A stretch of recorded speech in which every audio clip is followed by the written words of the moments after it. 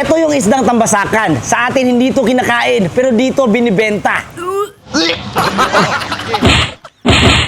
Anak ka ng pu. Lasok kita yung bumuloy. Welcome to Vietnam! It's another day in paradise!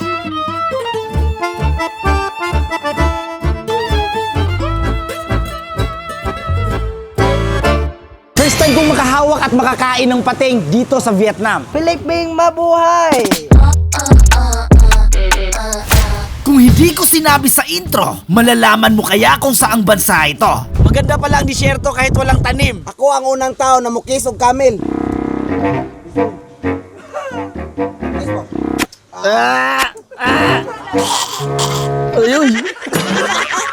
Dito para kang nasa Disneyland, pwede rin sa Europa dahil ang bansang ito ay may mainit at malamig na klima. Sobrang ginaw. Ang kamay na makikita nyo sa likod ay isa sa pinaka-famous at iconic dito sa Da Nang.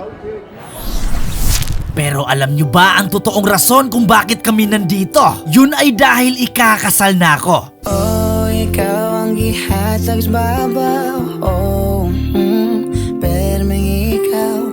Kung napanood nyo yung Life of Pi, yan po yung sinasakyan niya. Eto yung mga naging ganap sa ating photoshoot. Ang maganda rito, 6 na destinasyon ang ating mapupuntahan. So ngayon, ang gagawin namin ay Mongolian style. First time kong makakita ng camel at first time ko ring makasakay.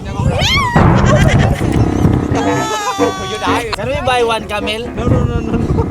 Hindi pwedeng matapos dito na walang challenge. Icha-challenge ko si Warren, papasakayin natin ng ostrich.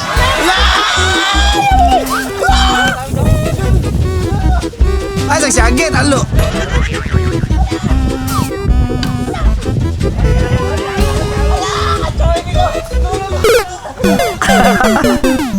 First time namin dito sa disyerto, kahit mainit, ang maganda dito dahil malamig ang hangin.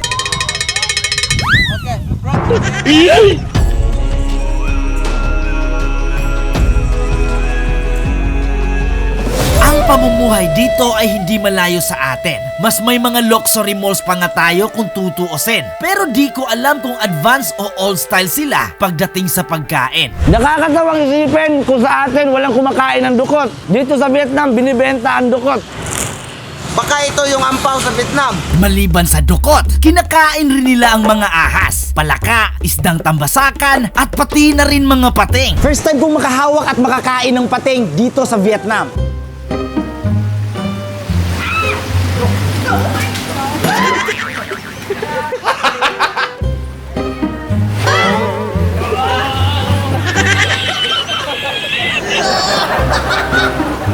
Ako ang unang tao na mukis og iho.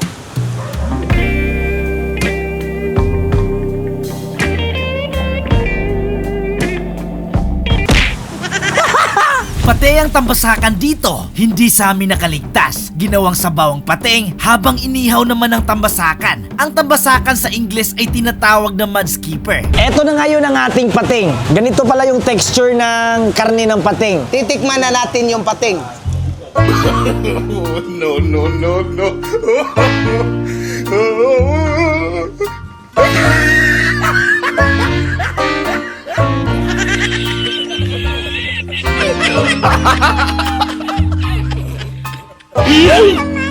Naturally talaga ang pating malansa.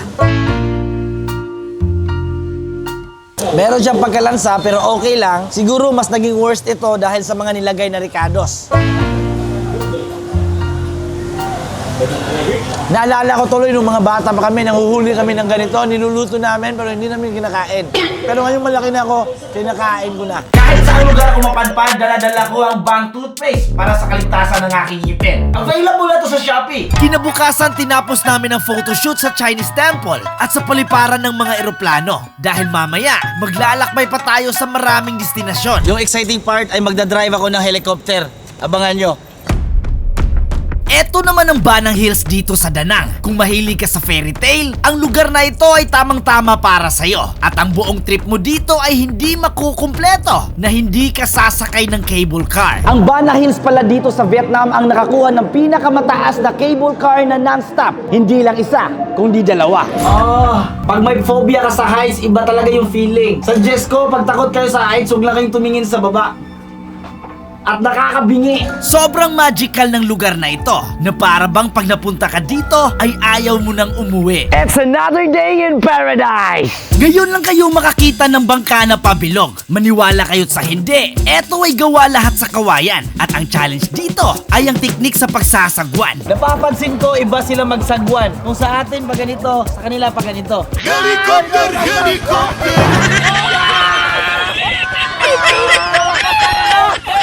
Halos lahat dito ay first time. At kahit sa pagkain ng silkworm, ay dito ako nabinyagan. Sabi nila nakakain raw tong silkworm. Susubukan natin.